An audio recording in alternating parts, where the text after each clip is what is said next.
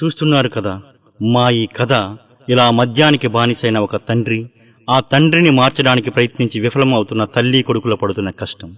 ఆ తల్లి కొడుకులు అలా కష్టపడడానికి కారణం ఆ కొడుకుని సరిగా పెంచని ఒక తండ్రి. ఆ తండ్రి సామాజిక స్పృహతో కొడుకు అడుగుజాడలను గమనిస్తూ బాధ్యతతో పెంచి ఉంటే ఈరోజు ఈ తల్లి ఈ కొడుకు ఈ విధంగా కష్టపడాల్సిన అవసరం ఉండేది కాదు.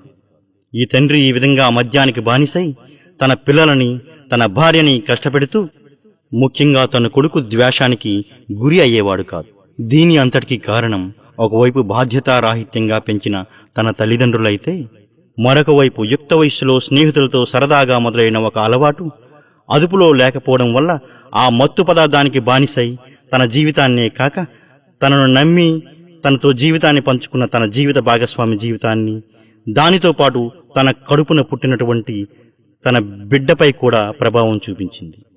కాబట్టి ప్రతి తండ్రికి నా చిన్న మనవి, దయవుంచి మీ పిల్లల ముందు మద్యాన్ని, మత్తు పదార్థాల్ని సేవించకండి.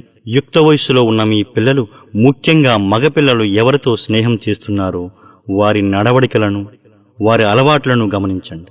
దానితో మీ పిల్లల తరమే కాక వారి పిల్లల తరం కూడా సంతోషంతో ప్రశాంతవంతమైన బంగారు జీవితాన్ని జీవిస్తారు. మత్తు పదార్థాల్ని వీడండి.